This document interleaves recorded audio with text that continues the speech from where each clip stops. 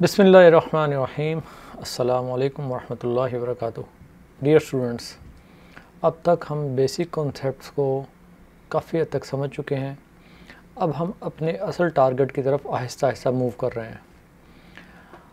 हमने पहले इलेक्ट्रॉनिक्स के बेसिक कॉन्सेप्ट्स को देखा और फिर हमने डिजिटल इलेक्ट्रॉनिक्स के कॉन्सेप्ट्स को देखा। कुछ हमने छोटे छोटे एक्सपेरिमेंट्स किए ताकि हमें आइडिया हो सके कि किस तरह से सर्किट में कनेक्टिविटी होती है। और अब हम अपने असल जो आर्डिनो बोर्ड है उसकी तरफ मूव कर रहे हैं। अगर आप अपने लैपटॉप की स्क्रीन पर देखें तो आपको एक आर्डिनो बोर्ड की तस्वीर नज़र आ रही होगी। इसमें पहले मैं आपको एक क्विक ओवरव्यू दूंगा, फिर इंशाल्लाह इन डिटेल हम हर कंपोनेंट को देखेंगे। तो अगर आप देखें कि मेरे माउस का जो कर्सर है वो आपको दिखा रहा होगा, ये 14 डिजिटल पिन्स हैं। 14 डिजिटल IO पिन्स हैं। IO से मुराद इनपुट आउटपुट पिन्स। उसके बाद आगे जो अगली जो चीज़ नज़र आ रही है यह है ट्रांसमिशन और ये रिसीविंग, यानी जब सिग्नल ट्रांसमिट हो रहा होगा इस बोर्ड से दूसरे कंपोनेंट्स को या दूसरी शील्ड्स को या दूसरे सर्किट बोर्ड्स को, तो ये ट्रांसमीटर वाली LED ऑन होगी। और जब ये सिग्नल रिसीव कर रहा होगा तो इसको ये वाली LED ऑन होगी। और depending upon the bit rate और डिपेंडिंग अपॉन द ऑपरेशन इसकी फ्लैश करने का जो स्पीड है वो डिफरेंट होगी। और ये जो हमारा ये बड़ा IC है, इंटीग्रेटेड सर्किट है, इस तरह का IC मैंने लास्ट टाइम भी आप लोगों को दिखाया था जिसमें हमने एंड और गेट्स के ऊपर एक्सपेरिमेंट किए थे। उसी तरह इसकी भी पिन्स हैं, लेकिन ये ज़रा थोड़ा सा बड़ा IC है। तो ये इसका माइक्रो कंट्रोलर है। माइक्रो कंट्रोलर का फ़र्क और माइक्रो प्रोसेसर का फ़र्क मैं आप लोगों को पहले दूसरे लेक्चर में बता चुका हूँ। अच्छा जी, आगे आ गया ये हमारी एनालॉग इनपुट पिन्स हैं। एनालॉग इनपुट पिन्स ये सिर्फ अगर आप गौर से देखें वो IO पिन थी, ये इनपुट पिन है। यहाँ से सिर्फ हम इनपुट्स ले सकते हैं। लेफ़्ट साइड पर अगर आते हैं तो ये हमारी पावर पोर्ट है। पावर पोर्ट यहाँ पर हम इसको 9 to 12 वोल्ट अप्लाई कर सकते हैं। ये वोल्टेज रेगुलेटर है। हमारे इस इंटरनल सर्किट को ऑन होने के लिए 5 वोल्ट चाहिए, लेकिन हम 9 to 12 वोल्ट पावर इसको सप्लाई कर रहे हैं, तो वोल्टेज रेगुलेटर क्या कर रहा है उसको रेगुलेट करेगा। ये क्रिस्टल ऑसिलेटर है, ये USB इंटरफेस चिप है, ये USB कनेक्टर और रीसेट स्विच। ये इन सारी चीज़ों की डिटेल हम इंशाल्लाह अभी आहिस्ता आहिस्ता देखेंगे। पहले आपको थोड़ा सा मैं क्विक बता दूं कि डिजिटल IO क्या है, कि वो जहां पर हम आउटपुट में अपनी LEDs कनेक्ट कर सकते हैं कि जहां हमें फंक्शन चाहिए आउटपुट में ऑन या ऑफ होने का, तो वो हम वहां पर वो आउटपुट अपनी डिजिटल IO से लेंगे।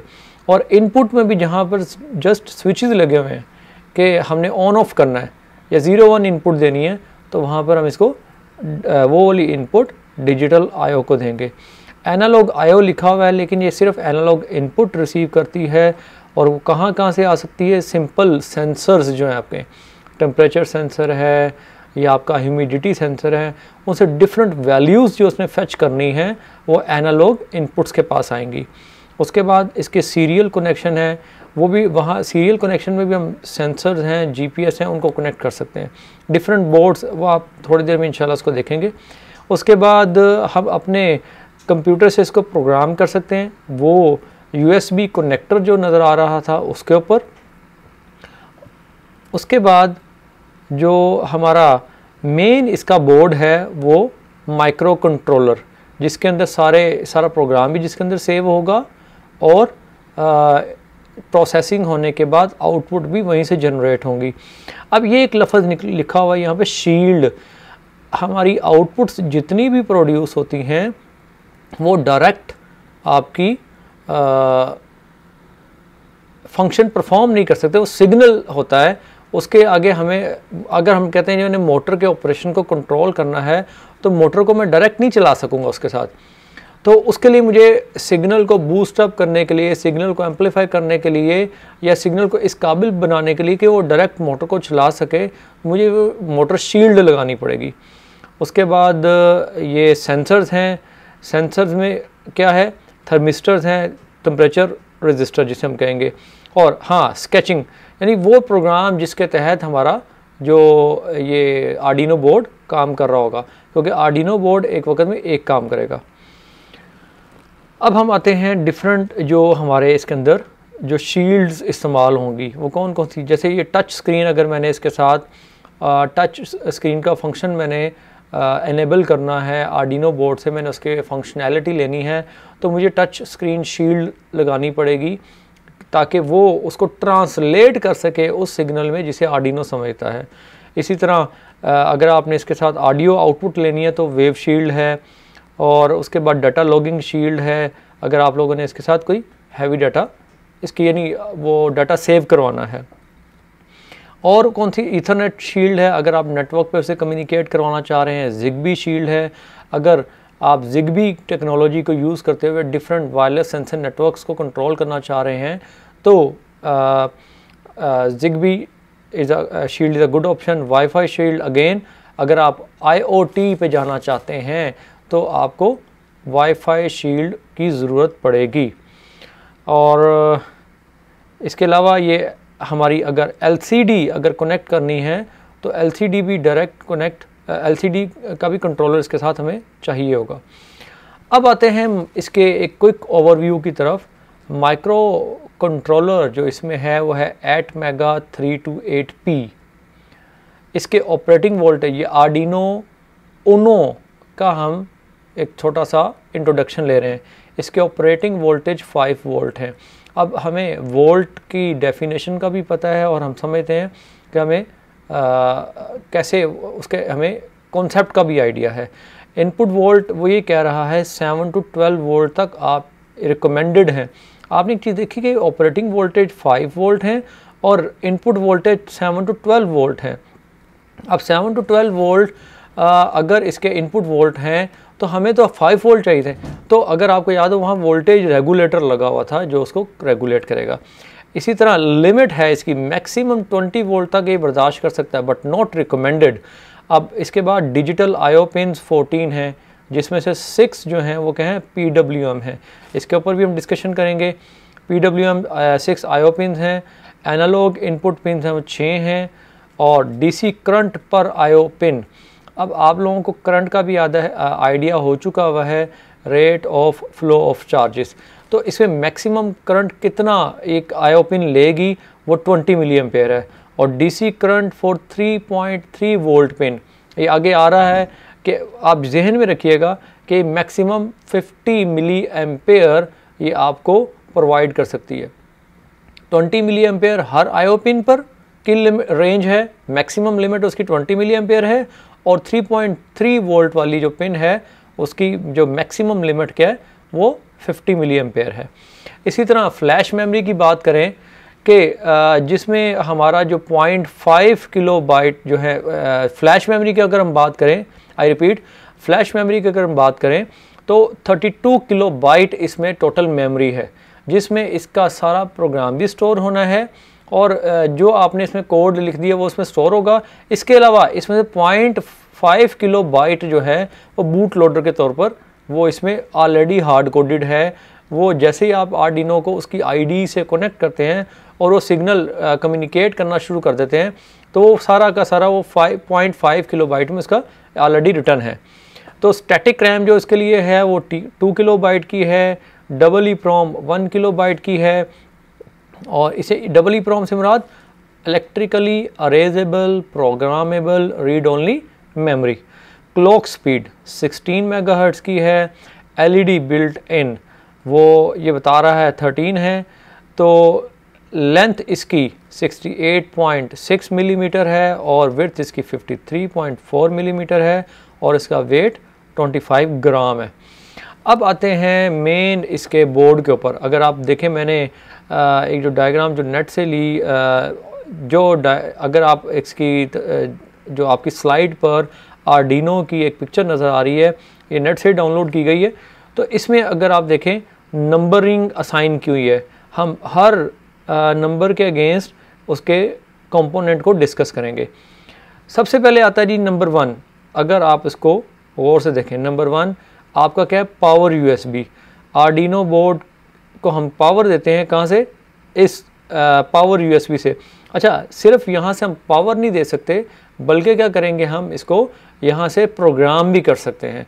ये कंप्यूटर के साथ कनेक्टेड होती है और दोनों पर्पसेस के लिए काम कर रही है। ड्यूरिंग प्रोग्राम राइटिंग यहाँ से प्रोग्राम का सिग्नल भी आ रहा होगा और पावर भी आ रही होगी। और अगर हमारे पास कोई अदर पावर सोर्स अवेलेबल नहीं है तो हम इसको पावर सोर्स के तौर पर भी इसको यानी पावर अप करने के लिए भी इस पर्टिकुलर पोर्ट को इस्तेमाल कर सकते हैं। दूसरा जो पावर का है वो बैरल जैक है। अब बैरल जैक में अगर आप गौर से देखें, ये जो है ये पर्टिकुलर पिन, मैं आपको इसका 3D मॉडल दिखाता हूँ ताकि आपको आसानी हो।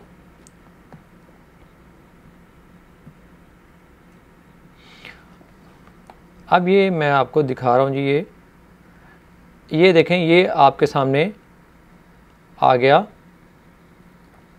USB पोर्ट, ठीक है। एक यहाँ पे 4 आपको टर्मिनल नज़र आ रहे हैं।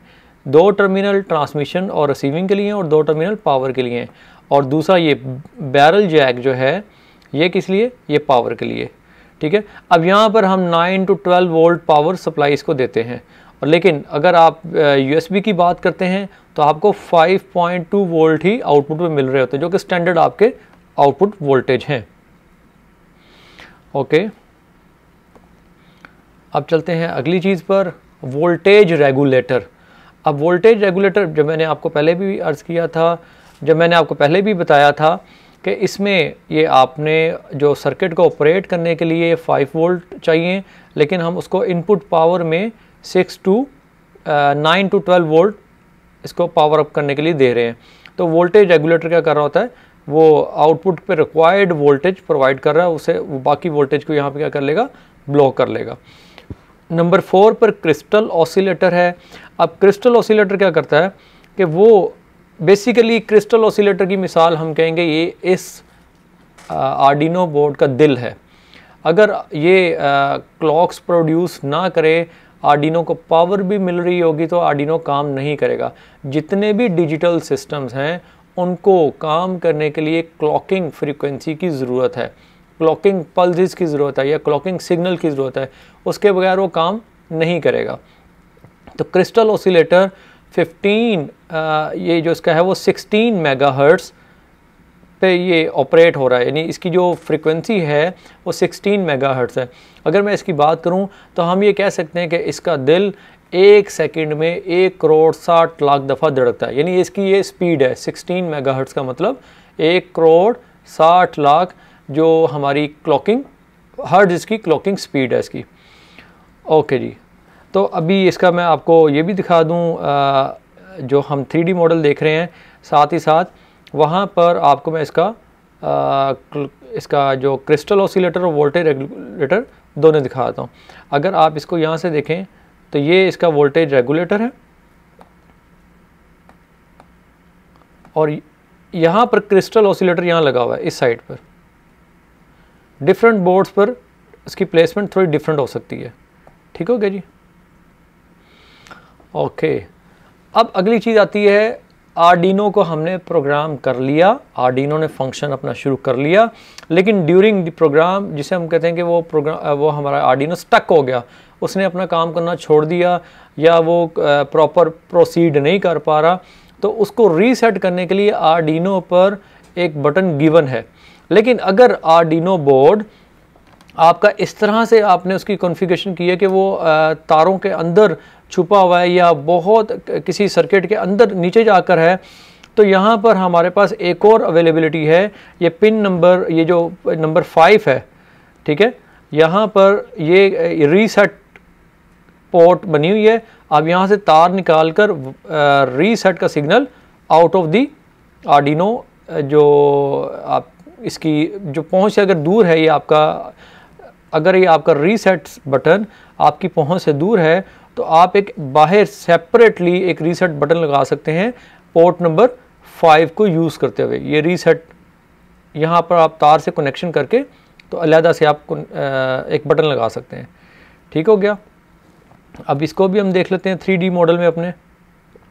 ये आपका ये रीसेट बटन लगा हुआ है और इसी तरह यहाँ पर उसका वो यह मार्किंग नहीं हुई, तो आगे चलते हैं। पिन नंबर 6 और 7, अब ये एक इंटरेस्टिंग बात है। पिन नंबर 6 और 7 में हम अपनी आउटपुट फेच कर सकते हैं। अगर कोई कंपोनेंट है जिसको सप्लाई चाहिए और हमारे पास अलहदा से पावर सोर्स अवेलेबल नहीं है और आर्डिनो को हमने अच्छी पावर सप्लाई से पावर अप किया हुआ है, तो क्या करेंगे, 3.3 वोल्ट आउटपुट हम पिन नंबर, ये जो पोर्ट नंबर 6 है जो या मार्किंग 6 हुई है, वहाँ पर हम 3.3 वोल्ट आउटपुट के तौर पर ले सकते हैं। और इसी तरह 5 वोल्ट भी हम यहाँ पर फेच कर सकते हैं। अब अगर आपको याद हो, पीछे हमने थोड़ी देर पहले देखा था, तो 3.3 वोल्ट मैक्सिमम 50 मिली एम्पेयर के साथ आउटपुट दे सकता है, उससे ज़्यादा नहीं। अगर आप उससे ज़्यादा लोड कनेक्ट करने की कोशिश करेंगे तो आर्डिनो बोर्ड को नुकसान पहुंचने का ख़तरा है। तो pin number 6 3.3 volt, pin number 7 ये पिन नंबर नहीं है, बाय द वे इसकी मार्किंग की हुई है इस वक्त जो सर्कल नंबर 6 और सर्कल नंबर 7। अब अगली चीज़ पे आते हैं 8 और 9 पर। 8 और 9, अब अगर 8 पे देखें तो 8 वो 2 पिन्स को यहाँ पर क्या कर रहा है, कॉमनली बता रहा है। दोनों किसको रिप्रेजेंट कर रही हैं, ग्राउंड को, कि यहाँ पर ग्राउंड की डिफरेंट पिन्स है। सिर्फ यहाँ पर 2 ग्राउंड नहीं है, बल्कि दूसरी साइड पे भी अगर हम बोर्ड के देखेंगे तो हमें वहाँ पे भी ग्राउंड पिन नज़र आएंगी। और वो ग्राउंड पिन्स उसके ऊपर क्या हुई हैं, ऑलरेडी हमने उसकी मार्किंग की हुई है। और एक और अहम बात, अभी तक हम ये देख चुके हैं कि आर्डिनो को पावर अप किया जा सकता है या इस पोर्ट के ज़रिए या इस पोर्ट के ज़रिए। लेट अस से कि ये पोर्ट ख़राब हो गई है या हमारे पास वो पर्टिकुलर ये पिन अवेलेबल नहीं है या यूएसबी केबल अवेलेबल नहीं है, सप्लाई हमारे पास मौजूद है, तो हम क्या कर सकते हैं, हम इस पर्टिकुलर वी इन, जो वी इन लिखा हुआ है, वहाँ पर भी 5 वोल्ट डायरेक्टली अप्लाई करके इसको पावर अप कर सकते हैं। तो 3 तरह से हम आर्डिनो को पावर अप कर सकते हैं। एक हमारे पास आ गया ये वी इन पिन, दूसरा ये जो हमारा बैरल जैक था, और तीसरा यूएसबी पिन। जो हमारी मार्किंग 8 और मार्किंग 9 क्लियर हो गई। अब आगे आता है मार्किंग 10 की बात। आगे आती है मार्किंग 10 की बात। मार्किंग 10 में अगर आप देखें तो 6 पिन्स को उसने A0 से लेकर A5 तक को मार्क किया हुआ है। कि इस नंबर 10 में क्या है कि आप 6 एनालॉग इनपुट्स आप यहाँ कनेक्ट कर सकते हैं। अब वो एनालॉग इनपुट कहाँ से आएंगी, वो एनालॉग इनपुट आपके पास आएंगी डिफरेंट सेंसर्स से या डिफरेंट ऐसे एनालॉग इनपुट नोड्स हैं वहाँ से आएंगी, जिसको हम प्रोसेस करेंगे। अच्छा, मज़े की बात यह है कि ये प्रोसेसर, ये माइक्रो कंट्रोलर एनालॉग इनपुट को डायरेक्टली प्रोसेस नहीं कर सकता। Then what we have to do, अब इसके अंदर ये जो 6 इनपुट्स हैं ये जाकर कनेक्ट होती हैं कहाँ, एनालॉग टू डिजिटल कन्वर्टर में। आपको थोड़ी कुछ स्लाइड्स के बाद ये चीज़ भी नज़र आ जाएगी। अब ये माइक्रो कंट्रोलर है जी, मेन माइक्रो कंट्रोलर, जो इन एनालॉग इनपुट ये सारी चीज़ें हम डिस्कस कर चुके हैं। पावर जैक, ये आपका 3.3 वोल्ट आउटपुट, 5 वोल्ट आउटपुट, ये ग्राउंड, ये वी इन जो आप पावर दे सकते हैं इसको, और उसके बाद ये आपकी एनालॉग इनपुट्स हैं। अब ये आपका मेन माइक्रो कंट्रोलर है, इसके ऊपर मार्क हुआ है ATmega 328 PU। अब इसकी मैं कॉन्फ़िगरेशन जस्ट आपको डाटा शीट से वो कहते हैं देख के पढ़ सकते हैं। अब एक मैं आपको ओवरव्यू दे रहा हूँ कि टोटल ये 28 पिन का माइक्रो कंट्रोलर है। ये 28 का पिन का माइक्रो कंट्रोलर है। इसमें अगर आप देखें हर पिन के अगेंस्ट उसने उसका फंक्शन बताया हुआ है, PC0, PC6, PD0, PD1, PD2, ये डिफरेंट उसमें बताया हुआ है।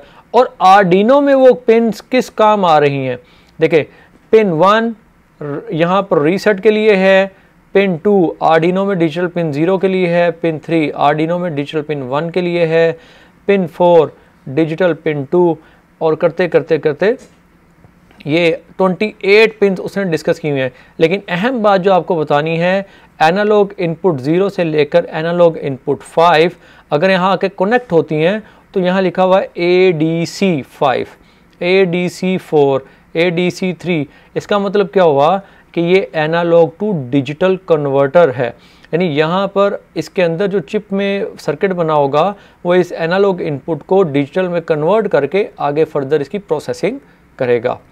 तो उम्मीद है आपको इसकी पिन आउट की समझ आ गई होगी। अगर इन पिन्स में कोई प्रॉब्लम हुई तो आप क्वेश्चंस कर सकते हैं। Your questions will be more than welcome. अब आगे चलते हैं। मार्किंग जो हुई है 12 नंबर पर वो ICSP12 पिन, यहाँ पे थोड़ा सा नज़र आने में प्रॉब्लम है, मैंने इसलिए 3D मॉडल अपने साथ रखा हुआ है। आप ये देखिएगा, ये 6 पिन है टोटल, ये 1 2 3 4 5 6, ये 6 हमारी ICSP पिन्स हैं। अभी ICSP पिन है क्या चीज़? इन सर्किट सीरियल प्रोग्रामिंग। सर्किट में चीज़ लगी हुई है, सारा सर्किट कनेक्टेड है। आप कहते हो कि मैं इसको वहाँ से कंप्यूटर से अलहदा से डिस्कनेक्ट करके हर चीज़ से मैं प्रोग्राम नहीं करना चाह रहा, तो आप ये पर्टिकुलर इन पिन्स को इस्तेमाल करते हुए एक आर्डिनो बोर्ड से दूसरा आर्डिनो बोर्ड भी प्रोग्राम कर सकते हैं, या हम ये कह सकते हैं कि एक कंट्रोलर से दूसरा कंट्रोलर प्रोग्राम किया जा सकता है। अब इसमें मोड होंगे कि एक जो प्रोग्राम कर रहा होगा वो मास्टर होगा और जिसको प्रोग्राम किया जा रहा होगा वो स्लेव होगा। अब 6 पिन्स हैं। अब 6 पिन्स किस काम है, इसमें मैं आपको नाम बता देता हूँ। इनमें जो हमारी पिन्स हैं वो इसमें मेनली जो 3 पिन्स हैं, मॉसी, मीसो और SCK। मॉसी क्या है, मीसो क्या है और SC क्या है, क्या है, ये आगे डिटेल में आ रहा है। मीसो है जी master in slave out, master in slave out, यानी जहाँ पर ये पिन एक्टिवेटेड होगी वो बतौर स्लेव के तौर पे काम कर रहा होगा और उसको सिग्नल मास्टर से आ रहा होगा।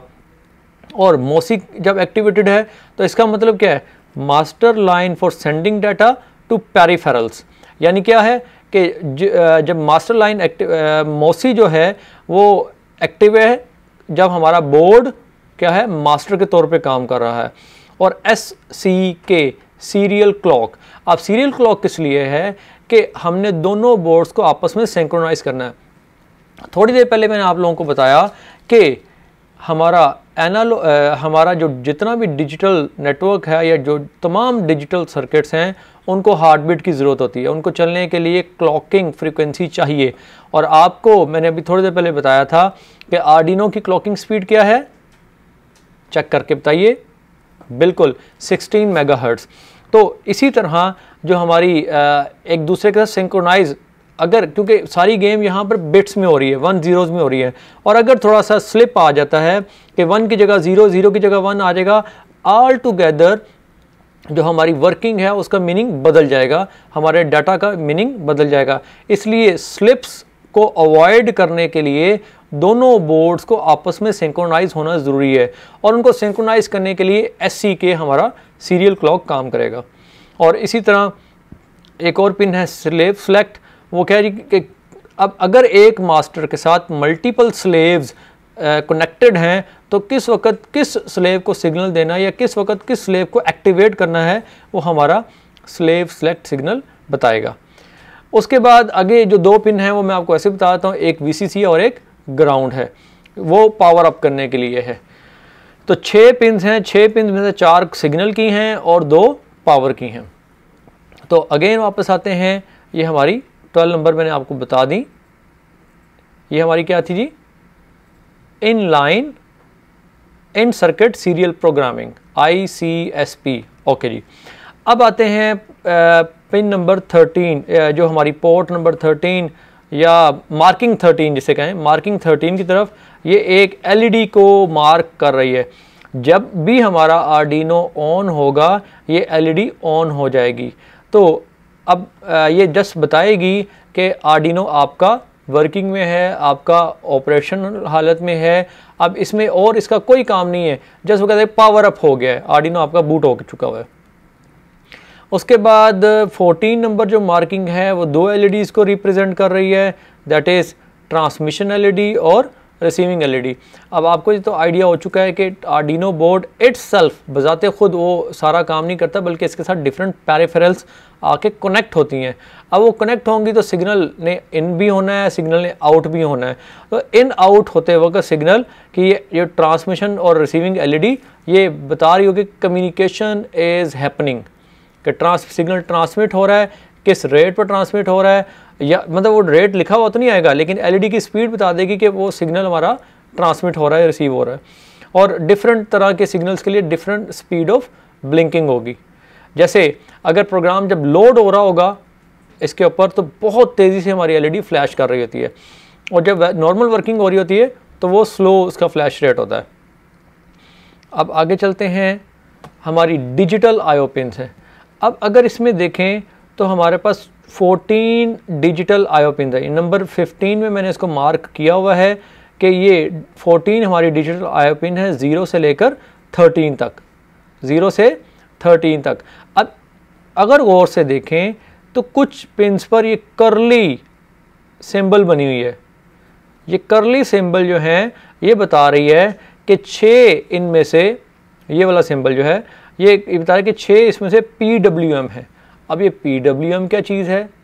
Pulse width modulation. इसकी भी मैं थोड़ी सी आपको डिटेल बता देता हूँ।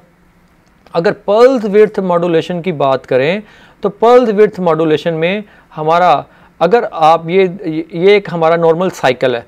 इस साइकिल में अगर आप देखें तो पूरा साइकिल हमारा क्या है, पॉजिटिव और नेगेटिव हाफ साइकिल से मिलकर बना है, ठीक है। अब पॉजिटिव सिग्नल और नेगेटिव सिग्नल, या इस केस में जब डिजिटल है तो हाई वोल्टेज और लो वोल्टेज, इन दोनों को मिलके हमारी टोटल पल्स बनी है, पूरा साइकिल बना है। अब इसमें से जितनी देर के लिए हमारा ये सिग्नल हाई रहता है उसको हम क्या कहते हैं जी, ड्यूटी साइकिल। अब ड्यूटी साइकिल जितना ज़्यादा बड़ा होगा उतनी ही ज़्यादा देर के लिए हमारे सिग्नल आउटपुट ज़्यादा मिलेगी। और अगर ये ड्यूटी साइकिल कम हुआ तो इसका मतलब क्या हुआ कि ज़्यादा होने का मतलब, ड्यूटी साइकिल ज़्यादा होने का मतलब ज़्यादा देर के लिए आउटपुट पे वोल्टेज रहे, और ड्यूटी साइकिल कम होने का मतलब कि थोड़ी देर के लिए आउटपुट पे वोल्टेज रहे, उसके बाद वो ज़ीरो हो गया। अब जैसे एक एग्जांपल है कि यहाँ पर आप देख रहे हैं 6 मिली सेकेंड के लिए आपका सिग्नल हाई है और 4 मिली सेकेंड के लिए आपका सिग्नल लो है। तो टोटल आपकी आउटपुट वोल्टेज जो इसका एम्पलीट्यूड है वो कितना है, 5। तो उसका यहाँ पर एम्पलीट्यूड आपका अगर फ़र्ज़ करें 5 हो तो 60% के लिए आपका आउटपुट पे हाई वोल्टेज मिल रहे थे और 40% के लिए लो वोल्टेज मिल रहे थे। अगर इनपुट पे अगर हम 10 वोल्ट करते हैं तो सिंपली आउटपुट पे हमें इफेक्टिवली कितने वोल्टेज मिलेंगे ऑन एवरेज? बिल्कुल 60% 6 वोल्ट, और अगर 5 वोल्ट है तो 60% 3 वोल्ट। ओके जी, अब आप देखें यहाँ पर ये ड्यूटी साइकिल 50% है, 50% हमारा जो सिग्नल है वो ऑन है और 50% ऑफ है। तो एवरेज, ऑन एवरेज ये 2.5 वोल्ट हमें आउटपुट में मिल रहे हैं, ठीक है। अब अगर मैं इसकी, और यहाँ पर एक पर्टिकुलर इसकी ब्राइटनेस एलईडी की है, अगर मैं इसका इसका ड्यूटी साइकिल बढ़ा दूँ, ड्यूटी साइकिल क्या चीज़ है जी? बिल्कुल हम सादे अल्फाज में कह सकते हैं कि positive half cycle is duty cycle in digital notations. तो अब इस केस में 80% जब मैंने इसको किया ड्यूटी साइकिल को, 20% ऑफ हो गया, तो एवरेज उसकी क्या हो गई? एवरेज 5.0.8, 5 मल्टीप्लाई बाय 0.84 वोल्ट हो गई उसकी एवरेज। तो हमारी एलईडी की ग्लो में भी इजाफा हो गया, क्योंकि हमारी जो सप्लाई है वोल्टेज वो, उसको आउटपुट वोल्टेज बढ़ गई है। अब इसी तरह मैंने और ज़्यादा बढ़ाया, 93% एलईडी की ग्रो में और इजाफा हो गया हुआ है। इसी तरह 100% पे एलईडी फुल ग्लो कर रही है। और अगर मैंने इसका ड्यूटी साइकिल कम कर दिया, अगर मैंने इसका ड्यूटी साइकिल कम कर दिया, एलईडी इज़ नियरली ऑफ। और क्यों ऑफ है? 0.3125 इफेक्टिवली 0.3125 वोल्ट इसको एलईडी को मिल रहे हैं। और एलईडी को ऑन होने के लिए कम अज़ कम 1.4 वोल्ट चाहिए उसका जो फॉरवर्ड बाइसिंग के लिए। डिफरेंट एलईडीज़ में ये वैल्यूज़ वेरी करती हैं, लेकिन एटलीस्ट 1.4 वोल्ट चाहिए। अब आप ये देख रहे हैं कि यहाँ पर ड्यूटी साइकिल 0% है, पल्स को हम ड्यूरेशन दे ही नहीं रहे, पॉजिटिव पल्स को ड्यूरेशन दे ही नहीं रहे, सारा नेगेटिव, हमारा सारे टाइम पर नेगेटिव वोल्टेज या 0 वोल्ट जा रहे हैं। तो हमें आउटपुट पर 0 वोल्ट मिल रहे हैं। 5 टाइम्स 0 इज इक्वल टू 0, 0.7 हमारा ड्यूटी साइकिल है। इस वक्त आउटपुट पे कुछ नहीं मिल रहा। अब इसका एक छोटा सा ये सेटअप है, अगर आप देखें तो मैंने क्या किया, जस्ट इसको पावर अप किया। आप देख रहे हैं कि मैंने 5 वोल्ट यहीं से निकाल लिए, थोड़ी देर पहले आपको बताया भी था। जूम इन करके भी दिखाता हूँ आपको।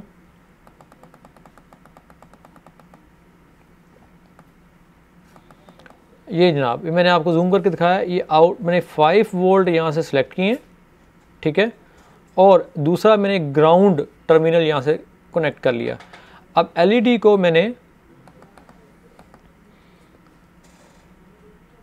यहाँ पर नेगेटिव सप्लाई दे दी और पॉजिटिव सिग्नल कहाँ से आ रहा है जी, ये पल्स विड्थ मॉड्यूलेशन जो हमारा PWM सिग्नल है वो आ रहा है। अब इसका जो एक्सपेरिमेंट है फ़िलहाल मैंने इसका कनेक्ट करके आपको दिखा दिया, जिस तरह वो कनेक्ट किया हुआ था।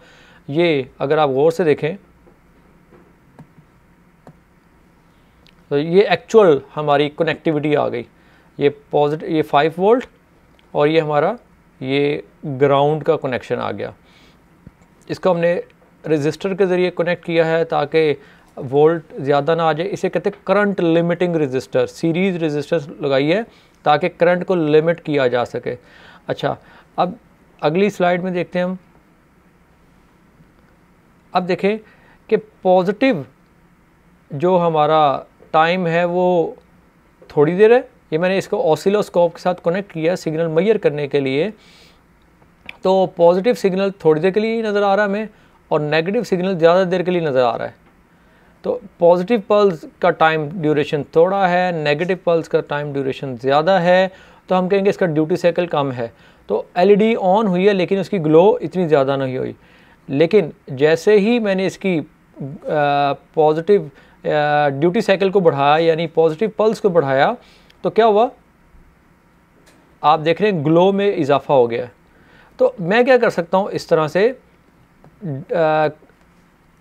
अपनी जो मोटर है उसकी स्पीड को कंट्रोल कर सकता हूँ, एलईडी की ब्राइटनेस को कंट्रोल कर सकता हूँ और डिफरेंट फंक्शन परफॉर्म किए जा सकते हैं ऐसी डिवाइसेस के साथ जो कि PWM से सिग्नल रिसीव करते हैं। जैसे सर्वो मोटर आप इंशाल्लाह आगे देखेंगे कि सर्वो मोटर को हम डिफरेंट PWM के सिग्नल देके उसकी हम क्या कर सकते हैं, मूवमेंट एंगल को कंट्रोल कर सकते हैं। तो वो इंशाल्लाह जैसे जैसे अगले एक्सपेरिमेंट आते जाएंगे तो आप उसमें सीखते चले जाएंगे। तो अभी तक हमने सारी देख ली, सिर्फ आखिरी चीज़ रह गई, वो है जी दैट इज़